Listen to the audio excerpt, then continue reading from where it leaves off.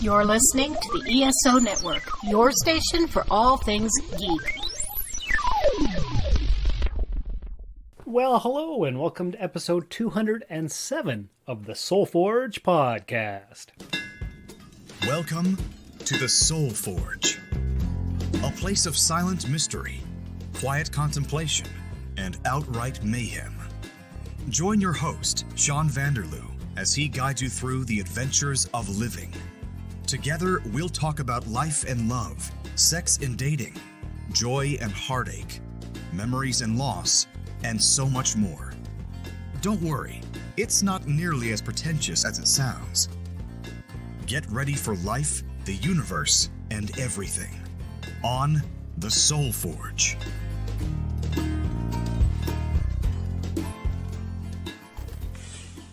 Hey gang, welcome to the show. It's episode 207. I'm Sean, as always, your host. And what are we going to talk about this week? Well, I ask you that every time and I never expect an answer because, of course, it's just me sitting alone in my room talking into the microphone. So what are we talking about? Well, nothing, because it's me. I'm talking about stuff, and it's all random this week. I have a pile of different topics, nothing that could be stretched out into a regular 20-minute, half-an-hour show, so I'm just going to jump from topic to topic. He just kept talking in one long, incredibly unbroken sentence, moving from topic to topic so that no one had a chance to interrupt. It was really quite hypnotic. Give you some updates and all kinds of fun stuff like that. So I'm recording this Tuesday, the 15th of June. This will come out on the 17th. So that's Thursday. This is Tuesday. And if any major events happen in the world between now and Thursday, well, I won't be able to talk about them because they haven't happened yet. But what's happening soon? Well, this coming weekend here in Canada, at least, probably other places too, it's Father's Day. And what have you guys and girls got planned for your fathers or father figures out there? What kind of gifts are you going to get? I would love to know. Why don't you go ahead and send me an email, soulforgepodcast@gmail.com, and we can talk about what you got your father for Father's Day. Nobody's going to send me an email, so that won't be an episode, but that's okay. It's fine because I'm used to not getting too much feedback, although I have gotten some recent feedback from Bill, and I think that's it, possibly. But anyway, that's neither here nor there. Father's Day. I was going to talk about Father's Day in depth a little bit, but as you all know, I'm not really talking to my dad's not talking to me. I would talk to him, but every time I send him a message, I don't get a response, so I won't be talking about that. Anyway, moving right along. Let's see. Is there any significance to the number 207? Probably, but I didn't look it up because I don't care. Do you care? Probably not. It's just a number. Okay, so let's get into updates and stuff. You probably want to know about the Kickstarter campaign because, of course, you come back week after week to learn about my business progress and what's been going on with that. Well, as of right now, as of today, there's 18 days left. Let me just pull up my handy-dandy app here and see what it has to say. It says I am 9% funded. I have 9 backers. I've got 904 Canadian dollars with 18 days left to go. If I don't reach the $10,000 mark within the next 18 days, I don't get any of this money. That's how Kickstarter works. It's an all or nothing campaign. So either you get everything or you get nothing. So that's sad because I can always use the help, but I never get any help. I've always done everything on my own mostly, so I'm used to it. It's fine. I'm not complaining, and I'm not backhanded complain. No, whatever it is. You know what I mean. Anyway, that's enough of that. So the Kickstarter is doing its thing. I'm trying to get the word out. If you can share the link, that's great. If you can't, well, that's fine too. I know it's hard to press a button, so don't worry about it. Let's see what else has been going on. I've been watching a lot of YouTube videos, antique booth vendors and so on, action figure collectors and that kind of thing. A lot of that lately. Why am I doing that? Well, it's always good to get different ideas of setups, for your booths or your store. And there are so many antique dealers on YouTube who are just so happy to tell you about their recent finds, the profit they make, how they set up their place. They show you videos of their place. They show videos of booths that you don't want to have because they're not set up very well. So that's what I've been looking at a lot of lately. And I was thinking maybe I should do some videos too. I know that all of our episodes go up to YouTube under my name on the YouTube channel there. Hey, this is Dr. Trek, Larry Nemechek, and you're listening to Soul Forge with Sean Vanderloo. And it's basically just this episode and all the other episodes, just the whole audio clip with the background image of the art. There's no actual video of me doing anything because I don't film myself while doing this because, well, I don't like it. But maybe I'll do that. Maybe I'll do that one day. I don't know. I'm not sure. So that's one thing. I was talking about action figures. I don't know if I mentioned this last time. Lately, I have been obsessed with G.I. Joe classified action figures.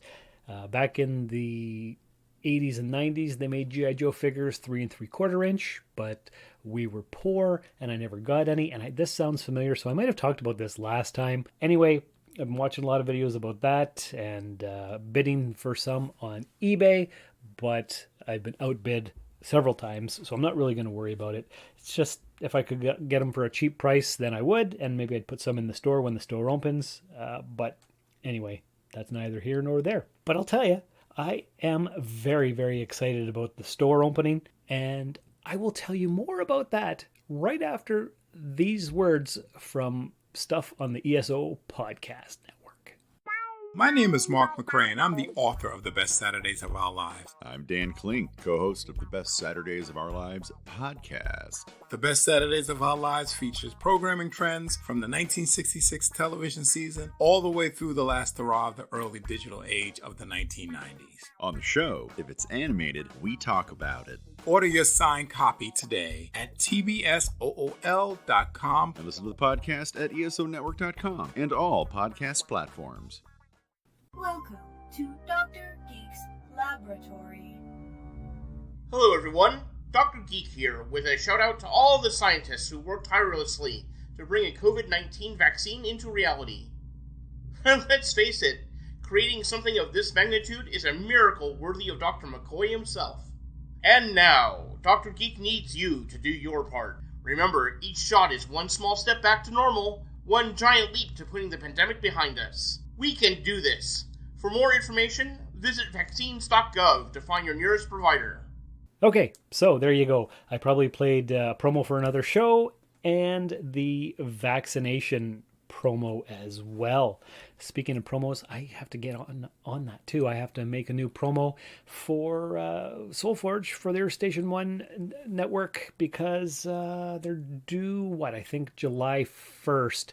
And I've known about this for a couple months. And have I done it? No, because I'm a procrastinator. I always put everything off. It'll get done later. It's fine. Anyway, back to store excitement. I am very excited about this. Corey and I got together several times. He's kind of my business partner. We haven't really figured it out yet. He's my teammate. He's my helper. I don't know what he is. He's a good guy and he's helping me out. And so we've got the business registered. We're currently in the process of getting an HST number. And what else are we doing? We're going to open up an online store first until the actual physical bricks and mortar store opens up. So he's taking pictures and figuring out what best website to put a few things on there to start with are. So that's something that is underway. I changed the Facebook page for the Rusted Robot podcast. It just said the Rusted Robot. It never actually said podcast. That was on the group. But on the page, I've turned that into a merchant page instead of a podcast page, and I've listed some of the action figures and various items that I'm selling on there. So if you want to go check out the Rusted Robot, that would be awesome. Like it, share it, do all the things. Another thing we're thinking about, or talking about anyway, is getting some kind of a hook to bring customers into the store and keep them coming back. Something that you can only get at the Rusted Robot Toy and Antique Hobby Shop. And what might some of those things be? Well, I thought about that this morning, I think. Maybe it was last night, I can't remember. Popcorn. free popcorn. Just to get a popcorn machine and just have popcorn on hand so when anybody comes in, they know it's there, and that'll bring people in. Another thing is a loyalty card. One of those cards, you buy 10 coffees, get the 11th free, that kind of thing. I'm thinking about something like that. Spend $50 in the store 10 times and get 25% off on your 11th visit or something. I haven't really figured it out exactly yet, but some kind of a loyalty program card just to get people coming back, spending money in the store, because that's what it's about, right? And then I was also thinking maybe giving away free pens with our business name and address on it. That's an idea. Another thing we were talking about is maybe licensing the place and serving alcohol in the evenings and make it a action figure hangout drinking place. Come on and have a beer and talk about toys, because who doesn't want to talk about toys and who doesn't want to have a drink, right? So that's an idea. I'm not 100% sure if that'll work, and apparently it's expensive to get a license. That's all stuff I still have to research and look into. And there's Daisy the dog barking away. You can probably hear her because she's really loud, even though I'm in the basement and she's upstairs. So anyway, we're just going to ignore that. And let's see what else I wanted to talk about. Well, I wanted to talk about dogs anyway. About a month or so ago, I did the episode called Puppy Love, all about Nimoy, the teacup Yorkie that we got. Well, he's now 4.5 months old, and he is super cute, but he eats everything. He is like a canine garbage disposal. It doesn't matter what it is. Like lettuce. He likes lettuce. Today I was having mashed potatoes for supper, and he was staring at me, so I said, hey, you want some? So I balled some up in my hand and gave him some, and he friggin' liked it. And he likes... Well, there's nothing that he doesn't like, I don't think. Because every time I have something to eat, he sits there and waits for me to patiently give him something. Sometimes he wants me to put it in his mouth, and sometimes he wants me to drop it so he can pick it up himself. And it's different all the time. He's a very strange little thing, but he's got quite the personality, and he's always chasing Daisy around. Nimoy is the teacup Yorkie, and Daisy is the golden doodle. And he's always biting her tail, and she's dragging him around, and they fight, and they do all kinds of fun play stuff, and it's a lot. He's getting better with his potty training. He mostly pees on the pee-pee pad or outside, but sometimes he's just lazy and he'll go for a piss on the wall or some random spot. And getting him to poo outside is almost impossible, and he won't poo on his pee-pee pad. He likes pooping on carpet, which is highly annoying, but sometimes he'll do it outside, but he's very delicate and sensitive, and he doesn't really like to do his business outside. He's a strange little guy, but he's very affectionate and loving and cute, and would I ever get a puppy again? I don't know. I'd have to think long and hard about it, because it's a lot. And like I said before, I've never had a puppy. I've only had full-grown dogs as hand-me-downs. I've never had my own puppy before, so this is quite interesting. But it's cool. It's fine. So what else? Promotional items for the store. Pens, popcorn, and stickers. I was thinking about stickers. I bought a bunch of stickers on wish.com. Just random stickers to give out with orders. Maybe 2 or 3 stickers per order, just random stickers. I think they were pop culture stickers, all kinds. I think I bought 4 or 5 different lots of figures, so maybe 150 stickers altogether with everything that I purchased. So I'll give a couple of those away when I start the online orders and when we have the actual brick and mortar store as well. And I've been looking up POS systems, or point of sale systems, and that's basically your cash register and your receipt printer and your whatever, all the stuff that goes with your inventory control and all that. So I looked that up, and wouldn't you know it now, all my Facebook ads are either for stickers or for POS systems. That's pretty much it, with the occasional G.I. Joe classified ad showing up as well, because I really want to have some of those toys, because even though I'm trying to get rid of my collection, I'm a collector deep at heart in my soul, and I always want some of the things. I don't need all of the things. I just need some of the things. And currently that's what I'm obsessed with. So that's fine. Let's see what else.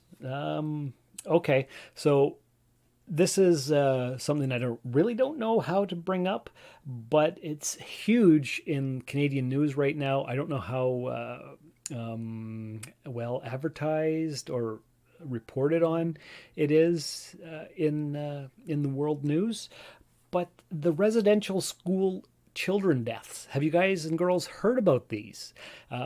Basically, at the end of May, it was reported that who was it that reported it? I don't know if I read the entire article or if I even know, but they found 215 dead children in Kamloops, BC. Now, for those of you not familiar with Canada and how it works, back in the 1800s and early 1900s, probably even, well, up to the mid 1900s actually, the Canadian government and the Catholic Church tried to, what's the best way to put this? Subvert the Indian experience, I guess. Okay, so when all the people from Europe came over to North America, they killed well, not all of them, but a lot of the native populations. And growing up, whenever we were told about native people, the term was Indian. They were called Indians because I guess Christopher Columbus was looking for the trade route to get spices to India.